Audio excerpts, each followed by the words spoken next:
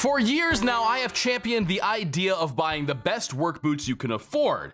Now, I've been an electrician for over 20 years, and I got my first work boots out of a dumpster. Welcome, I'm Murawski, and this is the channel that helps you own better, look better, and live better. Now, the story as to how I got my first work boots out of a dumpster, I was actually walking across the street one day. I was a mechanic at the time, and I saw a guy come out of the water company. He was really angry. He had just gotten fired. He took his company-issued Carhartt jeans and Carhartt boots and tossed them in the dumpster and closed the lid.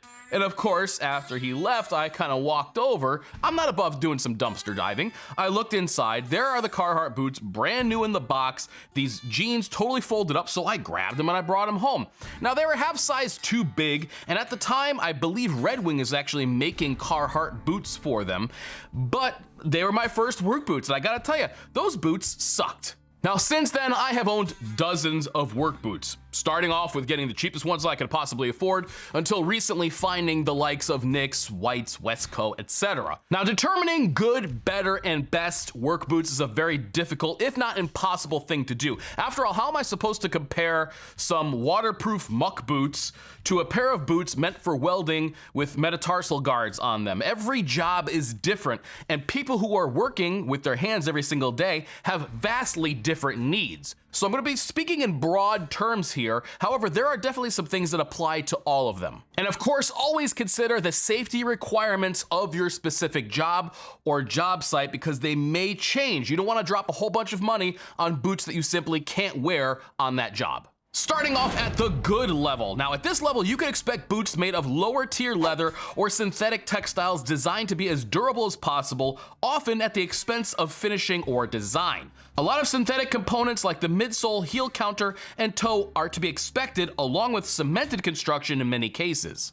These are the kind of boots which will greet you with an overwhelming smell of adhesives and chemicals when you open the box, rather than the smell of leather. Affordable work boots are a gamble though, and even though most work boots under $200 will rely on synthetic materials, some do it better than others. One of my earliest videos on cheap versus expensive work boots detailed my experience with a horrible pair of Brahma work boots with very little between me and the ground, but a cheap leather sole and some foam.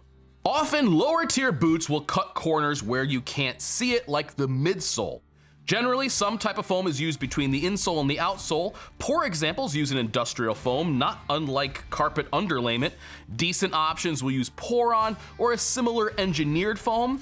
This is important because poor quality foam will compress over time and not give your feet the support they need. 8-hour days feel like 12-hour days in boots like this. And fatigue is a dangerous thing when you're working near hazards all day. If boots like this are all you can afford at this time, put some money aside for some decent insoles at a minimum. I've linked the ones that I prefer below. Work boot insoles are available, but I would avoid gel inserts when possible. And don't forget that most of these boots are all made in the same factories, just stamped with a different label and sent out the door. So you may not see any improvement at all if you switch between brands at this tier. Some of the boots at this good tier include Georgia Boots, Wolverine, Ariat, the imported foreign Danners, Chippewa, Timberland Pro, Caterpillar, Carolina, Silverado, Keen Utility, and Jim Green, arguably the best work boot value going today, boasting stitch-down construction and a very solid build. On to the better category. This middle tier is where most guys I know will end up buying their boots. $250 to $350 goes a long way in work boots. Here you'll find leathers which are as beautiful as they are durable, more natural materials, or more thoughtful designs and components. Boots which can be resoled and likely will be, since they're worn for long hours in harsh conditions. Boots at this tier usually need a fair amount of time to break in, since they're more solidly constructed, often with more and thicker leather. For most workers, even the most seasoned tradesmen, these are the boots most commonly seen on the job site. Sometimes it doesn't make much sense to spend more than $250 to $350 on boots, which see a ton of abuse or lots of grease and oil, making them unwearable after a year. Synthetic materials at this tier are chosen for a specific purpose rather than a cost-saving measure. While some boots are more traditional, some go the route of technical boots, incorporating cutting-edge materials and technologies to provide you with lightweight and tough work boots. Some of the boots at this better tier include Danner USA, Red Wing, Crispy, Drew's Wildlander, Goodyear Welted Whites, Thorogood, Laowa, and Zamberlan. The best tier. Now, the best work boots in the world are those with careful design backed with decades of experience. Since there's no one-size-fits-all best work boot due to the wide variety of conditions, it's best to focus on companies with a rock-solid history of outfitting the men and women in your field. For general construction, it doesn't get much better than the companies found in the Pacific Northwest, where they've developed models based on wildland firefighting, some of the harshest conditions out there. They then took that knowledge and applied it to other boots for specific trades. Now at this level, you'll find thick leathers, tried and true design, and no expense spared in the quest to make, possibly, the last work boots you'll ever buy. These are the boots which only get better and better as you wear them. More interior leather components mean that these boots mold to your feet over time for an almost custom fit. They can also be resold or rebuilt multiple times, adding up to a cost per wear that's probably even better than the budget boots. Some companies even have custom fit options where they will size your boots to your feet. Wesco, Nicks, Whites, Franks, Drews, and JK round out the Pacific Northwest lineup with similar designs and slight variation among them. Canada's Viberg boots offer a monster, nailed-down constructed boot with a 1-inch triple midsole and 8-ounce leather with their 75X Lineman CSA. This is the most heavy-duty work boot I've ever seen, and it's meant for people who need extreme support.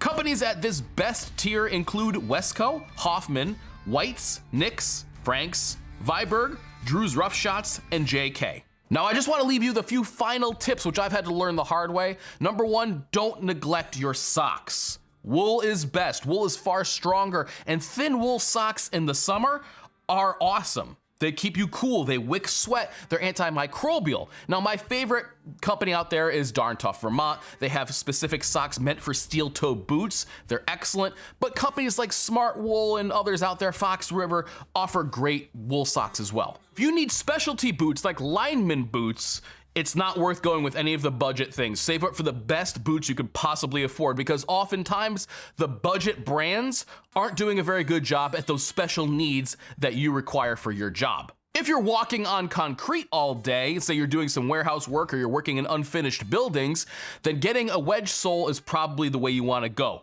Distributing all that pressure along the bottom of your foot, and also the added cushion of a wedge just to absorb that shock, makes a huge difference. If you have especially sweaty feet, then powder could be your best friend. Take a little bit of powder, open up the sock, put a little bit in there, also put a little bit inside the boot, so you have kind of a double layer of powder absorbing that sweat. And if it's cold out, swap out your socks at lunchtime. It makes a big difference just getting that moisture out of your boot. Keeps you much warmer. Now, a boot dryer can also be your friend, especially if you're wearing your boots every single day. Be careful with the heat option. And for God's sake, please don't leave your leather boots by a fire all night. It's best to think of boots as part of your toolkit. They'll keep you safe, they'll serve you well, and they'll actually help you do your job better. Now, if you want to see other videos on boots, I've actually created a special playlist here. You can go and check that out. Inside there is all of the work boots that I've ever reviewed. Some are great, some are, specific to a particular job, so you can go and check that out, and hopefully it'll give you a little bit of a guide as to what maybe will be your next pair of work boots. Thank you so much for watching. Be safe out there. I'll catch you later.